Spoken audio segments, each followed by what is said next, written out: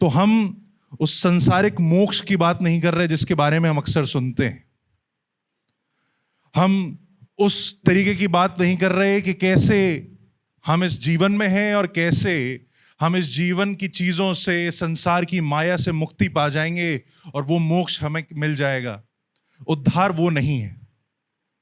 जब हम उद्धार की बात कर रहे हैं तो हम इस बात को समझना चाह रहे हैं, इस बात को आज जानना चाह रहे हैं कि परमेश्वर ने क्या योजना बनाई है और परमेश्वर ने उस योजना को पूरा कैसे किया है। हालेलुया।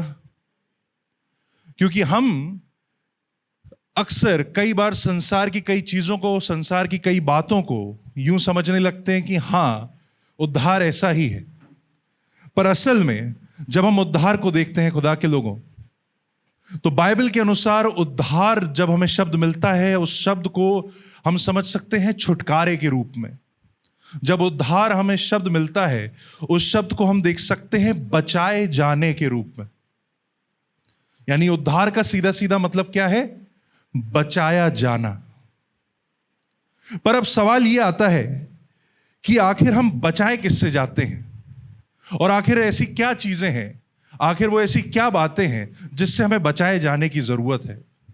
वो क्यों है कि मसीही लोग इस बात को सुसमाचार की तरह प्रचार करते हैं कि पश्चाताप करो?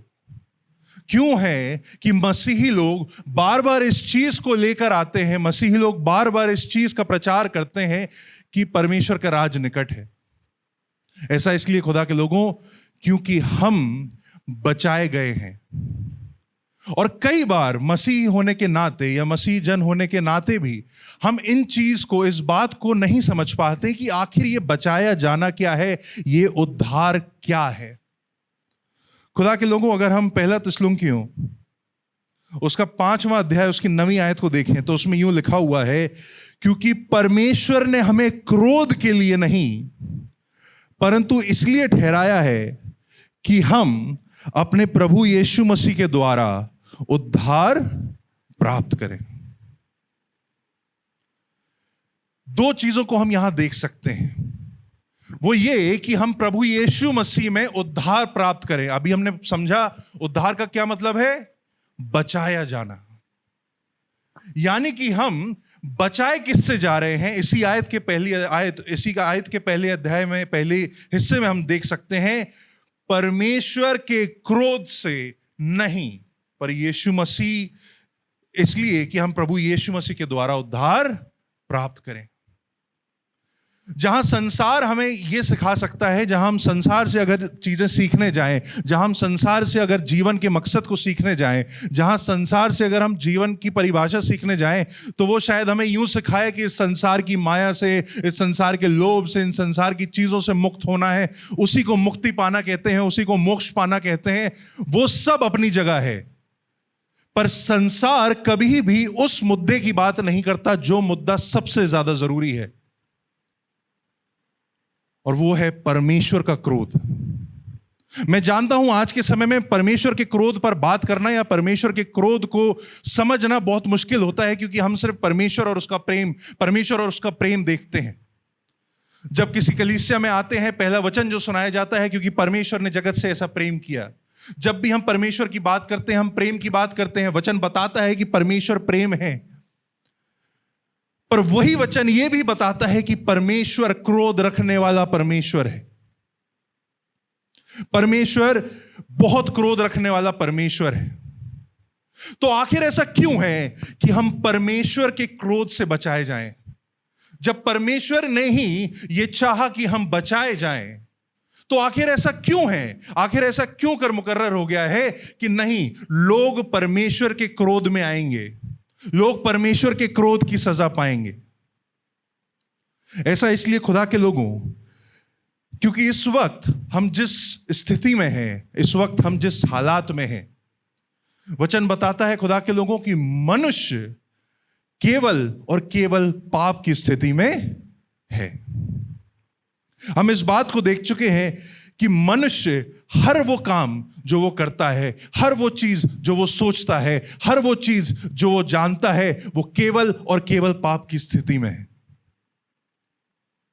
और वहीं दूसरी तरफ जब वचन में हम परमेश्वर के बारे में देखते हैं तो हम देख सकते हैं कि परमेश्वर केवल और केवल पवित्र और न्यायी है। हालेलुया। और खुदा के लोगों, समस्या यहीं आती है, समस्या यही आती है कि पवित्रता की परिभाषा ही ये होती है कि उसमें कुछ भी दूषित नहीं हो सकता, उसमें कुछ भी बुरा नहीं हो सकता। और समस्या यह है कि वचन परमेश्वर को तो पवित्र कहता है और हमें पूर्ण रूप से पापी कहता है। और जब परमेश्वर हमें पूर्ण रूप से पापी कह रहा है और परमेश्वर को पूर्ण रूप से पवित्र कह रहा है, यानी कि हमारे और परमेश्वर के बीच में एक बहुत बड़ा विभाजन आ चुका है। मनुष्य जाति, मैं खुदा के लोगों इस रीति से बात नहीं कर रहा आप लोग, मैं बात कर रहा हूं पूरे संसार की, मैं बात कर रहा हूं पूरे संसार की, पूरे मनुष्य जाति की। क्योंकि अब हालात यूं हैं कि मनुष्य जाति और परमेश्वर में बहुत गहरा फर्क आ चुका है, बहुत बड़ा फर्क आ चुका है और मनुष्य जाति परमेश्वर से दूर हो चुकी है। और उसका केवल एक ही कारण है और वो है पाप। और आज के सत्र में जब हम यहां मौजूद हैं खुदा के लोगों, तो हम इसी बात को आज देखेंगे कि पाप क्या है और पाप की गंभीरता क्या है। हम कई बार पाप शब्द का इस्तेमाल बहुत आसानी से करते हैं और कमाल की बात यह है कि पाप के सिद्धांत को, पाप की मौजूदगी को केवल मसीही जन नहीं जानते, संसार में ऑलमोस्ट हर व्यक्ति जानता है। हर व्यक्ति जानता है कि पाप होता है, चाहे वो किसी भी विश्वास का हो, चाहे वो कहीं से भी हो। वो इस बात को कह सकता है कि हां, इस संसार में भलाई भी होती है और इस संसार में दुष्टता भी होती है। वो इस बात को कह सकता है कि इस संसार में पाप होता है। लेकिन खुदा के लोगों, हम परमेश्वर के वचन से आज पाप को देखेंगे। आज हम देखेंगे कि किस प्रकार से पाप इस संसार में वास कर चुका है।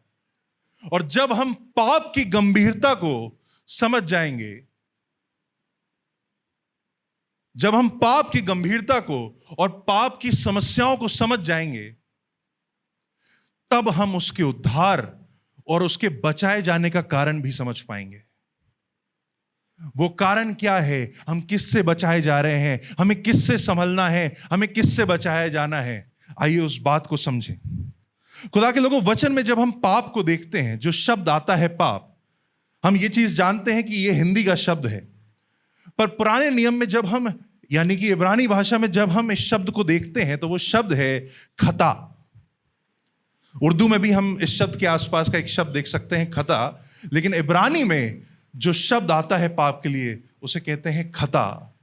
और नए नियम में जो यूनानी भाषा है, उसमें इस शब्द को कहते हैं हमार्टिया। और दोनों ही सेंस में, दोनों ही मतलब में, दोनों ही तरीकों से जो एक मोटा मोटा मतलब निकल कर आता है, जो एक आसान मतलब अगर उसका निचोड़ निकाला जा सके तो उसका मतलब होता है कि एक निशाना जो चूक जाए। एक दिशा में जो मनुष्य चले हो, एक दिशा में अगर कोई मनुष्य चला हो और वो अपनी दिशा से भटक जाए। हमने ये तय तो किया है कि ये हमारी डेस्टिनेशन है, हमने तय तो कर लिया है कि हमें यहां पहुंचना है, हमने तय तो कर लिया है कि ये हमारा गंतव्य है, ये हमारी डेस्टिनेशन है, लेकिन हम अपने रास्ते में कहीं भटक गए। पाप का मतलब क्या हुआ? भटक जाना या चूक जाना। पर खुदा के लोगों, जब हम बाइबल में देखते हैं तो हम इस पाप को और गहराई से समझ सकते हैं। पहला यूहन्ना उसके 3री आयत, उसकी 3रा अध्याय उसकी 4थी आयत में कुछ यूं लिखा हुआ है, देखिएगा।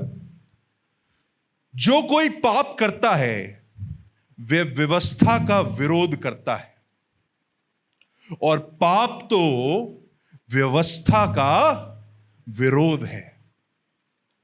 वचन हमें पाप के बारे में क्या परिभाषा दे रहा है? एक साधारण भाषा में अगर हम बोलें, पाप व्यवस्था का विरोध है। यहोशू 1 अध्याय उसकी 18वीं आयत में यूं लिखा हुआ है, क्यों ना हो जो तेरे विरुद्ध बलवा करे और जितनी आज्ञाएं तू दे उनको ना माने तो वह मार डाला जाए। हम कॉज भी देख रहे हैं और कॉन्सिक्वेंस भी देख रहे हैं, हम वजह भी देख रहे हैं और उसका परिणाम भी देख रहे हैं। इन दोनों आयतों में हम देख सकते हैं कि पाप वचन के बताने के हिसाब से पाप का मतलब होता है परमेश्वर की व्यवस्था से भटक जाना, परमेश्वर की व्यवस्था को तोड़ देना, परमेश्वर की व्यवस्था को ना मानना। और जो शब्द हमें खास तौर पर दिया गया है, परमेश्वर की व्यवस्था का विरोध करना। खाली मानना भर नहीं, विरोध करना, एक्टिवली रिबेलियस हो जाना, एक्टिवली उसके खिलाफ हो जाना। और वचन यह भी बताता है कि वो लोग जो पाप में हैं, वो लोग जो पाप में हैं, जो व्यवस्था को तोड़ते हैं, ऐसा पक्के में होगा, ऐसा बिल्कुल होगा कि वो परमेश्वर के क्रोध का सामना करेंगे। खुदा के लोगों, जब हम वचन को मानते हैं, जब हम वचन को देखते हैं, इस संसार का हर एक जन परमेश्वर की व्यवस्था को जानता है, इस संसार का हर एक जन परमेश्वर के ज्ञान को जानता है, भलाई को जानता है। परमेश्वर की व्यवस्था, वो व्यवस्था जो उसने मनुष्य के हृदय में रखी है। हर मनुष्य जानता है कि खून करना, हर मनुष्य जानता है झूठ बोलना, हर मनुष्य जानता है दुष्टता करना गुनाह है। ये मनुष्य के हृदय में वास करती हैं ये बातें। और जब एक मनुष्य इन बातों को तोड़ता है, और आप जानते हैं आज जिस जमाने में हम रह रहे हैं खुदा के लोगों, वो एक्टिव रेवेलियन हम रोज देख सकते हैं। अगर हम अखबार खोलें, अगर हम आसपास न्यूज देखें, हम देख सकते हैं कि मनुष्य इस ताक में लगा रहता है कि हम परमेश्वर के दिए गए नियमों को तोड़ सकें, हम परमेश्वर के दिए गए उन कामों को, उस नियम को, जिस प्रकार से उसने दुनिया को बैठाया है, हम उन चीजों को तोड़ सकें। तो अब यह सवाल आता है कि मनुष्य आखिर ऐसी स्थिति में आया कैसे? ऐसा क्यों कि परमेश्वर ने जब मनुष्य को बनाया तो परमेश्वर ने क्या बोला था? क्या बोला था? बहुत अच्छा है। परमेश्वर ने सारे संसार को बनाया और फिर उसने जब मनुष्य को बनाया उसने कहा बहुत अच्छा है। और बहुत अच्छा कहने के बावजूद भी खुदा के लोगों, ऐसा क्यों हुआ कि आज मनुष्य इस स्थिति में है, इस हालात में है कि बाइबल यूं बताती है कि मनुष्य पाप कर रहा है? क्यों इस हालात में हम आ चुके हैं? तो खुदा के लोगों, एक सिद्धांत के बारे में आज हम बात करेंगे। इस सिद्धांत को हिंदी में हम कह सकते हैं मूल पाप। क्या कह सकते हैं? मेरे पीछे बोले, मूल पाप। इंग्लिश में जो लोग इसे बोलना चाहें, इसे इंग्लिश में कहा जाता है ओरिजिनल सिन। ओरिजिनल सिन। मूल पाप का अर्थ क्या होता है खुदा के लोगों? आइए समझें। रोमियो उसका 5वां अध्याय उसकी 12वीं आयत में यूं लिखा हुआ है, इसलिए जैसा एक मनुष्य के द्वारा पाप जगत में आया और पाप के द्वारा मृत्यु आई, और इस रीति से मृत्यु सब मनुष्यों में फैल गई, क्योंकि सब ने पाप किया है। मूल पाप का सिद्धांत यह बताता है खुदा के लोगों, सिद्धांत यह बताता है, ओरिजिनल सिन का सिद्धांत यह बताता है खुदा के लोगों, कि एक मनुष्य ने, जिस मनुष्य को स्वयं परमेश्वर ने अपने हाथों से रचा, जिस मनुष्य को स्वयं पर, मुझे नहीं लगता मुझे वो कहानी किसी को बताने की जरूरत है। मैं विश्वास करता हूं हम सब आदम, हवा और अदन की वाटिका की कहानी जानते हैं। एक बार हाथ उठा के कंफर्म कर दें, अगर इतने लोग हो जाएं कि समझाने की जरूरत ना पड़े। हम सब उस कहानी को अच्छे से जानते हैं, हम सब उस अनाज्ञाकारिता को जानते हैं, हम सब उस बात को जानते हैं कि कैसे सिर्फ एक आज्ञा जो परमेश्वर ने दी थी, केवल और केवल एक आज्ञा जो परमेश्वर ने दी थी, और वो आज्ञा भी बस इतनी सी थी। ऐसा नहीं था कि परमेश्वर ने उनसे कुछ रख छोड़ा था, ऐसा नहीं था कि परमेश्वर ने कुछ ये रखा था कि नहीं तुम ये मत करना, ये मत करना, ये मत करना। पूरी वाटिका उनके कब्जे में थी, पूरी वाटिका पे वो प्रभुता कर सकते थे, पूरे संसार पे वो प्रभुता कर सकते थे। एक आज्ञा को उन्हें ना मानना था, एक आज्ञा को उन्हें रखना था, और वो आज्ञा भी उन्होंने तोड़ दी। और जिस वक्त खुदा के लोगों उन्होंने उस आज्ञा को तोड़ा, कई बार लोग कंफ्यूज हो जाते हैं कि जब हम ओरिजिनल सिन कहते हैं तो लोग को लगता है पहला पाप, लोगों को लगता है कि ये पहले पाप की बात हो रही होगी। नहीं नहीं, ये पहले पाप की बात नहीं हो रही। जब हम ओरिजिनल सिन की यानी मूल पाप की बात करते हैं तो हम कह रहे हैं ये वो पाप है जो मनुष्य जाति को भ्रष्ट करता है। हम पहले पाप की बात नहीं कर रहे। हम किसी प्रकार से ये नहीं कह रहे कि ये पहला पाप मनुष्य जाति, ये पहला पाप संसार में हुआ। हम ये कह रहे हैं कि ये पहला पाप, ये वो पाप है जिसकी वजह से मनुष्य जाति इस हालात में है। उत्पत्ति उसका 3 अध्याय है, उसकी 5वीं और 6ठी आयत हम सब जानते हैं खुदा के लोगों। वरन परमेश्वर आप जानता है कि जिस दिन तुम उसका फल खाओगे उसी दिन तुम्हारी आंखें खुल जाएंगी। ये कौन बात कर रहा है? वो सांप, वो शैतान बात कर रहा है। और वो यूं कह रहा है, वो ललचा रहा है खुदा के लोगों। और अभी हमने पाप का मतलब समझा, गौर से समझिएगा इस आयत को। और तुम भले बुरे का ज्ञान पाकर परमेश्वर के तुल्य हो जाओगे। हम इस टेम्पटेशन को जानते हैं, हम इस लालच को जानते हैं जो शैतान ने दी थी। लिखा हुआ है, तब स्त्री ने देखा कि उस वृक्ष का फल खाने के लिए अच्छा और देखने के लिए मनभाव और बुद्धि देने के लिए चाहने योग्य भी है। तब उसने उसमें से तोड़कर खाया और अपने पति को भी दिया और उसने भी खाया। परमेश्वर ने एक व्यवस्था दी थी कि इस व्यवस्था को मत तोड़ना। व्यवस्था क्या थी? वो एक सिद्धांत क्या, एक नियम क्या था? ये मत करना। वो उसी दिशा पर जा रहे थे पर वो भटक गए, वो भटकाए गए, वो स्वयं भटक गए। पर जिम्मेदारी इसी चीज की है खुदा के लोगों। जिम्मेदारी उन मनुष्यों की है कि उन्होंने स्वयं इस बात का चुनाव किया। सिर्फ ये नहीं लिखा है कि कहीं पर भी नहीं लिखा खुदा के लोगों को शैतान ने उन्हें पकड़ा दिया। कहीं पर भी यह नहीं लिखा कि नहीं, साफ लिखा हुआ है स्त्री ने देखा और उसने उसे अच्छा जाना, उसने उसे लुभावना हुआ देखा, उसने खुद भी लिया और अपने पति को भी दिया। वो अपने निशाने से चूक गए। कमाल की बात यही है खुदा के लोगों पाप की, कि हम ये समझ ही नहीं पाते हैं कि चूकना कितना आसान है। हम ये समझ ही नहीं पाते हैं कि अपने जीवन में कि चूकना कितना आसान होता है। और उसका परिणाम ये होता है, रोमियो 5वां अध्याय उसकी 18वीं आयत में, इसलिए जैसा एक अपराध सब मनुष्य के लिए दंड की आज्ञा का कारण हुआ, वैसे ही एक धर्म का काम भी सब मनुष्य के लिए जीवन के निर्मित धर्मी ठहराए जाने का कारण होगा। जो समझने की बात है वो ये है खुदा के लोगों, हम इस चीज को जानते हैं कि मां बाप का बोझ बच्चों पर आता है। जो काम बड़े करते हैं, बुजुर्ग करते हैं, उसका असर पूरे परिवार पर आता है। और उसी प्रकार से हम इस चीज को देखते हैं कि वो उस पाप को, उस अनाज्ञाकारिता को जिसको आदम और हवा ने उस वाटिका में किया, उसका असर पूरी मनुष्य जाति पर आ गया। ओरिजिनल सिन खुदा के लोगों ये पाप नहीं है, ये एक्ट नहीं है, ये कार्य नहीं कि उन्होंने उस आज्ञाकारिता को किया।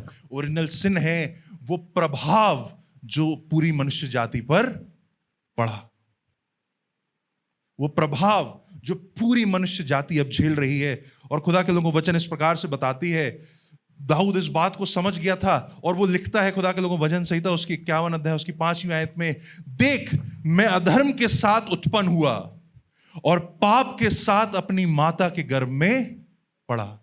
कई बार लोग इस आयत को गलत इंटरप्रेट कर लेते हैं। लोगों को लगता है कि वो इस प्रकार से कहा जा रहा है, इस प्रकार से कहा जा रहा है कि वो स्त्री और पुरुष के मिलन गलत है और इस वजह से जो संतान उत्पन्न होती है वो अब पाप में है और वो गलत है। नहीं खुदा के लोगों, स्त्री और पुरुष का एक होना, उनका संतान जन्ना, ये परमेश्वर की ओर से ठहराई गई आज्ञा है। इसको पाप नहीं कहा जा रहा है। पाप इसको कहा जा रहा है कि वो शुरुआत से ही पाप के प्रभाव में आ चुका है। वो इस बात को कह रहा है कि जिस वक्त वो अपनी मां के गर्भ में आया, उस वक्त से ही उस मूल पाप का प्रभाव उस बच्चे के अंदर था। रोमियो उसका 3रा अध्याय, हम सब इस अध्याय को कई बार पढ़ चुके हैं। 10वीं आयत से लिखा हुआ है, जैसा लिखा है, कोई धर्मी नहीं, एक भी नहीं, कोई समझदार नहीं, कोई परमेश्वर को खोजने वाला नहीं है। उस पाप की, उस मूल पाप की गंभीरता यह है खुदा के लोगों, इतनी ज्यादा, इतनी भयानक है, इस हालत में है कि अब वो पाप घर कर चुका है मनुष्य के अंदर, और इतना भयानक घर कर चुका है कि एक भी मनुष्य इस संसार में धर्मी नहीं है। वचन स्पष्ट रूप से बताता है, एक भी नहीं। और इतना कहता है, इतना भी उसे क्वालिफाई करता है, इतना उसे जोर देता है उस बात पे कि कोई धर्मी भी नहीं है और कोई धर्म को खोजता भी नहीं है, कोई धर्म को जानता भी नहीं, कोई धर्म को खोजना भी नहीं चाहता। क्यों? क्योंकि पाप उसके अंदर इतनी भयानक रीति से वास कर चुका है। पहला कुरिन्थियों 1 अध्याय उसकी 18वीं आयत में लिखा हुआ है, क्योंकि क्रूस की कथा नाश होने वालों के लिए मूर्खता है। हम इस आयत को जानते हैं खुदा के लोगों। ऐसा क्यों? क्रूस की कथा क्या है? क्रूस की कथा ही तो उद्धार की कथा है। क्रूस की कथा, उद्धार का मतलब क्या होता है? बचाया जाना। लोग बचाए जाने के खिलाफ क्यों हैं? लोग बचाए जाने के विरोध में क्यों हैं? हम संसार में जाएं और लोगों को सुसमाचार सुनाना चाहें, हम संसार में जाएं और लोगों को बताना चाहें, लोग उद्धार के खिलाफ ही क्यों हैं? क्योंकि वो पाप मनुष्य के अंदर घर कर चुका है। रोमियो 8 उसकी 7वीं आयत में लिखा हुआ है, क्योंकि शरीर पर मन लगाना तो परमेश्वर से बैर रखना है, क्योंकि ना तो परमेश्वर की व्यवस्था के अधीन है और ना हो सकता है। यह आपको आपके शरीर की व्यवस्था बता रहा है खुदा के लोगों। ये बता रहा है कि अगर हमें अपनी मर्जियों पर छोड़ दिया जाए, हमें अपनी इच्छाओं पर छोड़ दिया जाए, हमें अपनी हालात पर छोड़ दिया जाए। आजकल संसार में एक बात को बड़ा बोला जाता है, फॉलो योर हार्ट। वो करो जो आपका दिल कहता है, वो करो जो आपका दिल कहता है, अपने दिल की सुनो। खुदा के लोगों, वचन ये बताता है कि हमारा दिल ही भ्रष्ट हो चुका है। अगर हम अपने शरीर की लालसाओं की सुनेंगे, इस बात को जाने कि वो परमेश्वर से बैर रखना है। क्यों? क्योंकि शरीर का कोई भी काम, लिखा हुआ है, व्यवस्था के अधीन नहीं है।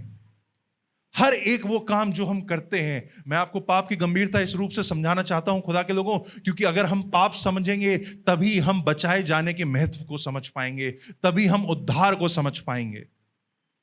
और यहां पे साफ लिखा हुआ है कि जो लोग शरीर के चलाए चलते हैं खुदा के लोगों, वो सिर्फ दुष्टता ही जानते हैं। तो अब सवाल यह आता है कि क्या मनुष्य कुछ भला नहीं कर सकता? जब हम इतनी बुरी तरीके से बोल रहे हैं कि नहीं, सिर्फ पाप ही है, जब सिर्फ पाप ही बचा हुआ है, मनुष्य के अंदर सिर्फ पाप ही है, उसके अंदर सिर्फ दुष्टता ही आती है, उसका शरीर भी दुष्ट है, सब कुछ दुष्ट है, तो इस हिसाब से तो कुछ अच्छा होना ही नहीं चाहिए। इस हिसाब से संसार में तो सबको एक दूसरे को मार देना चाहिए, बात खत्म हो जानी चाहिए। संसार में कहीं ऑर्डर ही नहीं होना चाहिए, कहीं भलाई नहीं होनी चाहिए। खुदा के लोगों को वचन कहीं इस प्रकार से ये नहीं कह रहा। वचन कहीं भी ये नहीं कह रहा कि बुरे शरीर का दुष्ट हो जाना, मूल पाप का सिद्धांत कहीं भी हमें यह नहीं सिखाता कि हम अपनी बुराई की चरम सीमा पर हैं। मूल पाप यह कह रहा है कि हम भ्रष्ट हैं, हमारे अंदर की चीजें, हमारा मन, हमारा शरीर भ्रष्ट है। पर वो ये नहीं कह रहा कि हम पूरी तरीके से अपने पाप करने की क्षमता पर आ चुके हैं। जो पाप करने की क्षमता है, जो लोग करते हैं, हम उनको देखते हैं वो कितने बड़े बड़े क्रिमिनल्स हो सकते हैं। मैं सिर्फ ये बता रहा हूं कि वो क्षमता हमारे अंदर भी है, क्योंकि हमें यह नहीं भूलना चाहिए कि हर मनुष्य दुष्टता के अंदर है, लेकिन हर मनुष्य परमेश्वर के स्वरूप में भी बनाया गया है। हम जो प्रेम करते हैं वो इसलिए नहीं करते क्योंकि हमने इच्छा करी है कि हम प्यार ना करें, हम पाप ना करें, हम प्रेम करेंगे, नहीं, क्योंकि हम परमेश्वर के स्वरूप में बनाए गए लोग हैं। खुदा के लोगों, हम परमेश्वर के रूप में बनाए गए जन हैं। वो प्यार करना सिखाता है, वो प्यार करना जानता है। परमेश्वर से ही हमें प्रेम करना मिला है। परमेश्वर न्याय जानता है। हम भी पसंद करते हैं कि अगर संसार में कहीं अन्याय होता है, हमें भी दुख होता है। जब परमेश्वर भलाई करना जानता है और संसार में कहीं बुराई होती है, तो हर मनुष्य जान सकता है कि हां, बुरा हो रहा है। परमेश्वर की छवि नहीं गई, परमेश्वर का स्वरूप खत्म नहीं हो गया, वो आज भी हमारे साथ है। हम उसी स्वरूप में ढले हैं। लेकिन समस्या यह है कि हम दूसरों को देखकर परमेश्वर के स्वरूप में उनको जांच सकते हैं, लेकिन जब बात हमारी ऊपर आती है ना, जब हमें मौका मिलता है खुदा के लोगों, तब वो चीज उजागर होती है कि हम भी भ्रष्ट हैं, हमारे मन के विचार भी भ्रष्ट हैं। खुदा के लोगों, वचन के अनुसार वचन यूं बताता है, यशाया उसका 64 अध्याय उसकी 6 आयत में यूं लिखा हुआ है, हम तो सब के सब अशुद्ध मनुष्य कैसे हैं, और हमारे धर्म के काम सब के सब मैले चिथड़ों के समान हैं। वचन ने कभी नहीं कहा कि आप धर्म के काम नहीं कर सकते। वचन कभी नहीं कह रहा कि आप भले काम नहीं कर सकते। खुदा के लोगों, मूल पाप का मतलब यह नहीं होता। कई लोग कहें, अरे आदम हवा ने इतना पाप किया था, इतनी बड़ी बात हो गई थी, तो भाई हमें तो फिर अब अनाज्ञाकारिता में ही रहना होता है। भाई संसार को चारों ओर से देखो, क्या अनाज्ञाकारिता चारों ओर नहीं दिखती? क्या हम भलाई ज्यादा देख रहे हैं कि बुराई ज्यादा देखते हैं? और जो भलाई भी करते हैं खुदा के लोगों, वो भी परमेश्वर की व्यवस्था के सामने केवल खराब कपड़ों के समान ही है। मैले चिथड़े कौन से होते हैं? जो प्रयोग में नहीं आ सकते। यिर्मयाह 17वां अध्याय उसकी 9वीं आयत में लिखा हुआ है, खुदा के लोगों, मन तो सब वस्तुओं से अधिक धोखा देने वाला होता है, उसमें असाध्य रोग लगा है, उसका भेद कौन समझ सकता है? हमारा मन रोगी है, हमारा मन दूषित है। खुदा के लोगों, आप कह सकते हैं, कई लोग कह सकते हैं, पर यार नहीं भाई, भलाई है, लोग अच्छा करते हैं। मैंने लोगों को दूसरों के लिए जान देते हुए देखा है, लोग मुफ्त में खून देते हैं, लोग मुफ्त में भलाई करते हैं, लोग मुफ्त में चीजें करते हैं। मैं फिर से कह रहा हूं, परमेश्वर की छवि हर मनुष्य पर है, परमेश्वर की भलाई हर मनुष्य पर है। अगर केवल दुष्टता होती तो अभी ये बातें करने के लिए हम रह नहीं पाते। खुदा के लोगों, जब हमने बात करी परमेश्वर पवित्र है, तो पवित्र में यह नहीं होता कि थोड़ा अच्छा हो जाए, थोड़ा बुरा हो जाए और हम वैसे परमेश्वर के पास जाएं। पवित्र मतलब शुद्ध, केवल और केवल शुद्ध। और उसी प्रकार से खुदा के लोगों, अगर थोड़ा भी मनुष्य दूषित है, वो परमेश्वर के पास नहीं जा सकता। हम सोच सकते हैं, आप सोच के देखिए, जब एक नया बच्चा, एक नवजात शिशु पैदा होता है, एक नया शिशु होता है, एक नया बेबी होता है, हम उसे क्या सिखाते हैं? हम उसे रोना गाना सिखाते हैं, हम उसे दुष्टता करना सिखाते हैं, हम उसे शैतानी करना सिखाते हैं, या हम उसे डिसिप्लिन करते हैं? हमें क्या नेचुरली करना पड़ता है? बच्चा नेचुरली जानता है, हर मनुष्य नेचुरली जानता है। एक बच्चा पैदा होते ही वो सारे काम करना जानता है, वो सारी चीजें करना जानता है जो अच्छी नहीं होती। अगर हम बच्चों को सही शिक्षा ना दें तो उन्हें बुराई सिखाने की जरूरत नहीं पड़ेगी।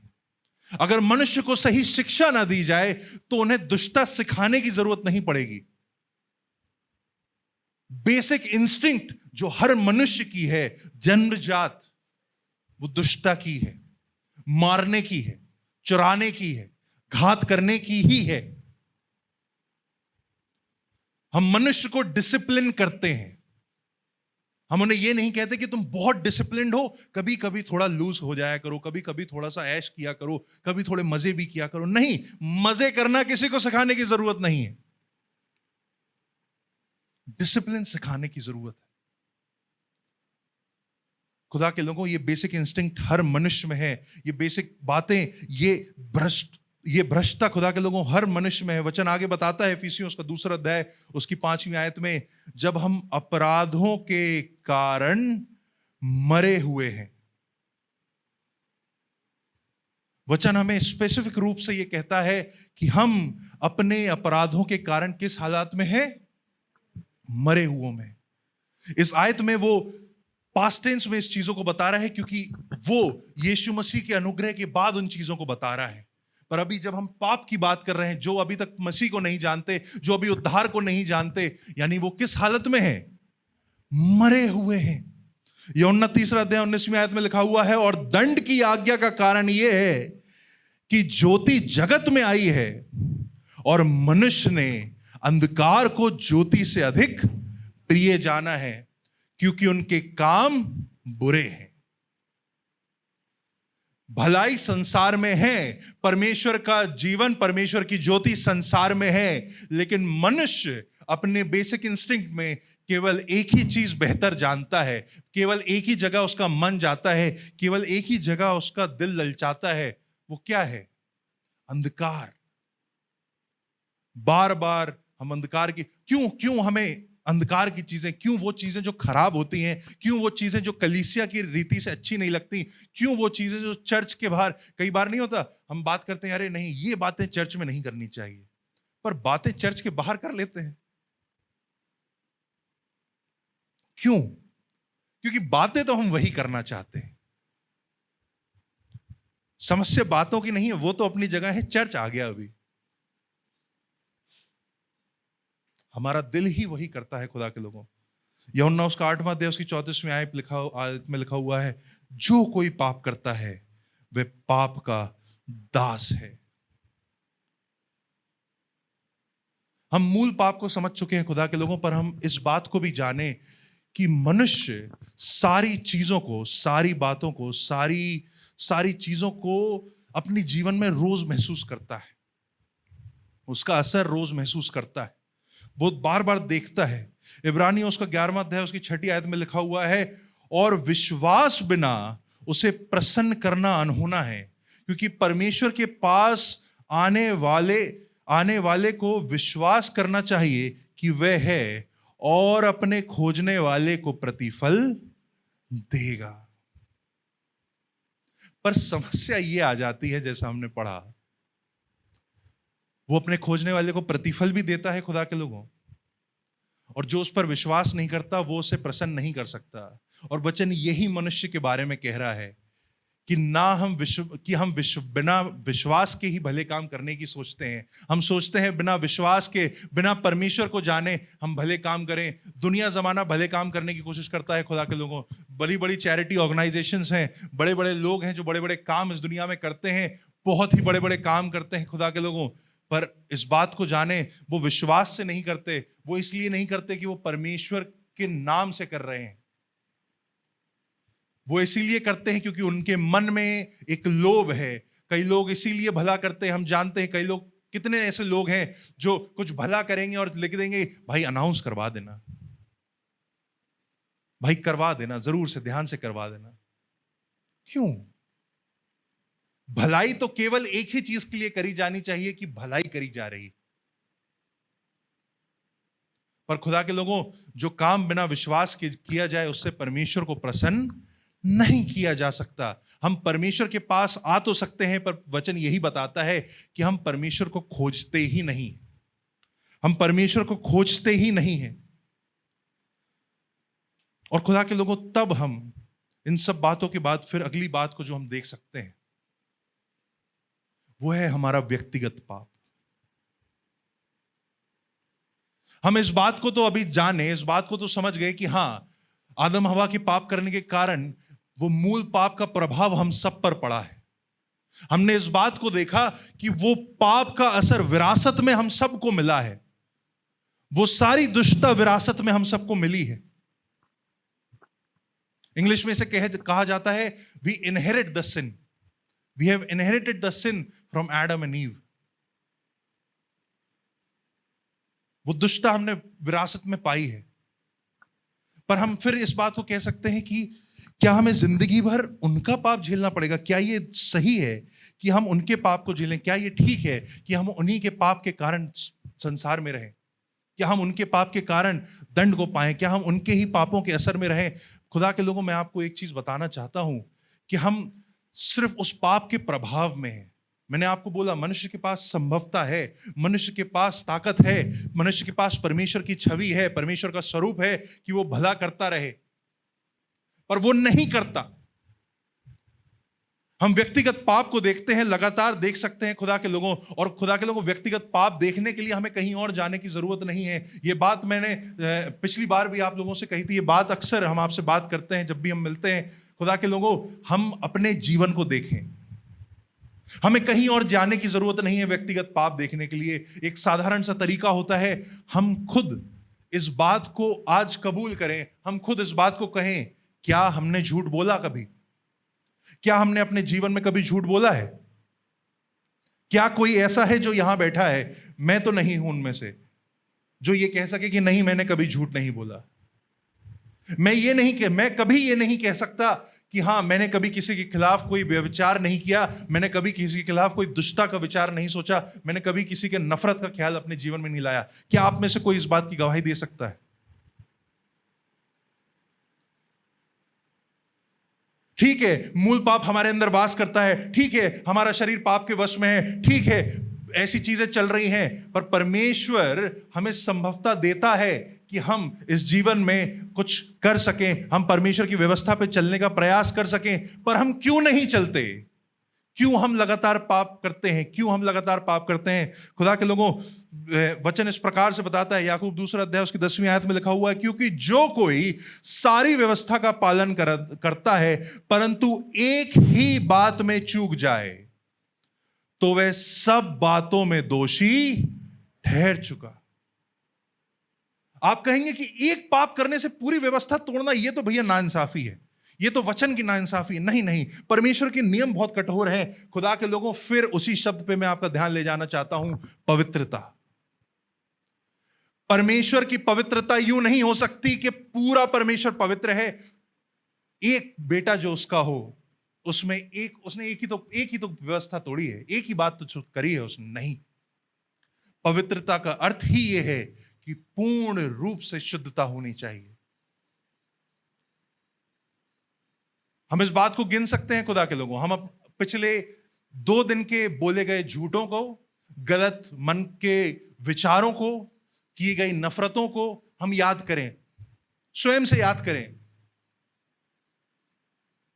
वो एक काम जो हम कर सकते थे, वो एक चीज जो हम अच्छा कर सकते थे, हम उनको गिने और फिर गिने कि हमने अपने जीवन में कितना किया होगा। अगर हमारी उम्र 20 साल है, हम गिन सकते हैं हमने पिछले साल कितने पाप किए हैं, और फिर अपनी उम्र लगा लें। खुदा के लोगों, हम हर रोज पूरी व्यवस्था तोड़ते हैं। वचन बार बार यही बता रहा है खुदा के लोगों। मुझे पता है संसारिक, अगर जो लोग मसीह के नहीं जन्मे हैं उनको ये बातें बताने की कोशिश करी जाएंगी, वो ये कहेंगे नहीं भाई, मैं तो भला करता हूं, ऐसा नहीं है, इतना ज्यादा नहीं होता भाई, इतना ज्यादा नहीं होता। फिर से बोल रहा हूं भाई, क्या तुम्हारा मन अच्छे विचार ही करता है? और अगर तुम्हारे मन में बुरे विचार आते हैं तो क्या तुमने आज तक किसी बुरे विचार पर कुछ हरकत नहीं करी? क्या तुम ये कह सकते हो कि तुमने आज तक कोई गुनाह नहीं किया? क्या तुम ये कह सकते हो कि तुमने आज तक पाप नहीं किया? कोई नहीं कह सकता। वचन बताता है एक भी नहीं कह सकता खुदा के लोगों। और इसलिए खुदा के लोगों, इस पाप का परिणाम हम जानते हैं। रोमियो उसका 6 अध्याय उसकी 23वीं आयत में, क्योंकि पाप की मजदूरी तो मृत्यु है, परंतु परमेश्वर का वरदान हमारे प्रभु यीशु मसीह में अनंत जीवन है। खुदा के लोगों, मूल पाप हमारे शरीर को दुर्बल करता है, मूल पाप हमारी आत्मा को दुर्बल करता है, हमें इस योग्य नहीं छोड़ता कि हमारा शरीर शुद्ध रह सके, हमारा मन शुद्ध रह सके। हमारे जो विरासत का पाप है खुदा के लोगों, वो इस प्रकार से हमारे ऊपर हावी हो जाता है कि हम परमेश्वर को नहीं खोजते, परमेश्वर को नहीं जानते। लेकिन खुदा के लोगों, व्यक्तिगत पाप तो हम रोज करते हैं, हर रोज हम पाप करते हैं। ये एक चक्र है जिसमें हम फंस चुके हैं। मूल पाप, विरासती पाप की वजह से हमारे पाप करने की इच्छा होती है, हम पाप करते हैं, और हम मूल पाप की वजह से फिर से वही इच्छा करते हैं। हम में से कितने ऐसे जन हैं जिन्होंने दुआ करी है कि खुदावंद मुझसे ये पाप दोबारा ना हो? हम में से कितने जन बैठे हैं जिन्होंने ये दुआ करी, जिन्होंने कोई पाप अपने जीवन में किया और उसके बाद रोते हुए या परमेश्वर के सामने अकेले में बैठकर ये प्रार्थना करी है, खुदावन हो सके तो ये पाप मुझसे दोबारा ना हो? कितने ऐसे जन हैं? दुआ करता हूं हर विश्वासी ऐसी दुआ करता है। पर खुदा के लोगों, वो पाप हम फिर भी कर रहे हैं, वो दुष्टता हम फिर भी कर रहे हैं। कैसे हम उस पवित्र परमेश्वर के पास जाएं जब हम इस हालात में हो? खुदा के लोगों, इफिसियों उसका 2 अध्याय उसकी 3री आयत में लिखा हुआ है, इनमें हम भी सब के सब पहले अपनी शरीर की लालसाओं में दिन बिताते थे और शरीर और मन की इच्छाएं पूरी करते थे, और अन्य लोगों के समान स्वभाव ही से क्रोध की संतान। किसकी संतान? किसके द्वारा? स्वभाव ही से। मूल पाप, विरासती पाप और व्यक्तिगत पाप का असर यह है खुदा के लोगों कि अब जो तय हो चुका है वो ये है कि हम केवल और केवल, मनुष्य जाति केवल और केवल क्रोध की संतान है। ये वो मोक्ष नहीं है कि संसार की माया से मुक्त हो जाओ, लालच से मुक्त हो जाओ, नहीं, परमेश्वर के क्रोध से मुक्त हो जाओ, परमेश्वर के क्रोध से बचाए जाओ। संसार की लालसाओं से बच के कहां ही चले जाओगे। मसीही जीवन सन्यास का जीवन नहीं होता खुदा के लोगों। मसीही जीवन वो जीवन नहीं है कि तुम सब कुछ छोड़कर पहाड़ों में चले जाओ और वहां रहने लगो, नहीं। मसीही जीवन समाज में ही रहकर बिताया जाता है। मसीही जीवन संसार में ही रहकर बिताया जाता है, परमेश्वर के नाम में ही बिताया जाता है। संसार को छोड़ना, मोह माया, ये सब बातें नहीं। हां, लालसाओं को छोड़ना वचन सिखाता है, हां, अभिलाषाओं को त्यागना वचन सिखाता है, पर खुदा के लोगों वचन यह भी बताता है कि हम स्वभाव से ही क्रोध की संतान बन चुके हैं। और खुदा के लोगों, इसलिए जब न्याय होगा, जब परमेश्वर का तख्त लगेगा, जब परमेश्वर इंसाफ करने मनुष्य जाति पर आएगा, जब परमेश्वर इंसाफ करने संसार पर आएगा, तो प्रकाशित वाक्य उसका 20वां अध्याय यूं बताता है, फिर मैंने एक बड़ा श्वेत सिंहासन और उसको जो उस पर बैठा हुआ है देखा। उसके सामने से पृथ्वी और आकाश भाग गए और उनके लिए जगह ना मिली। फिर मैंने छोटे बड़े सब मरे हुओं को सिंहासन के सामने खड़े हुए देखा। ये वो समय है खुदा के लोगों, ये वो जब यीशु मसीह संसार में आया था, प्रेम का संदेश आया था, पश्चाताप का संदेश आया था। अब ये वो समय नहीं है। अब शांति का राजकुमार नहीं खुदा के लोगों, अब न्यायाधीश इस संसार में आ रहा है, अब न्याय करने वाला इस संसार में आ रहा है। और जब वो आएगा, यूं लिखा हुआ है, आकाश और पृथ्वी को भी जगह नहीं मिलेगी। उसके सामने सब मरे बड़े छोटे उसके सामने होंगे और पुस्तकें खोली गई और फिर एक और पुस्तक खोली गई, अर्थात जीवन की पुस्तक। और जैसा उन पुस्तकों में लिखा हुआ था वैसे ही उनके कामों के अनुसार मरे हुओं का न्याय किया गया। हम जिस व्यवस्था को तोड़ रहे हैं, हम जिस व्यवस्था को बार बार तोड़ रहे हैं, उसी से यह निर्धारित होगा कि उस पुस्तक में हमारा नाम आएगा या नहीं खुदा के लोगों। और हालात इतने गंभीर हैं मनुष्य जाति के लिए, हालात इतने बुरे हैं मनुष्य जाति के लिए खुदा के लिए। अब इन सारी बातों को, इस पूरे पाप को खुदा के लोगों ऐसे समझिए और उस हिसाब से कि लोग उद्धार को नहीं जानते, लोग यीशु मसीह के उद्धार को नहीं जानते। अब बताइए संसार किस तरफ जा रहा है? क्यों हमें उद्धार जानने की जरूरत है?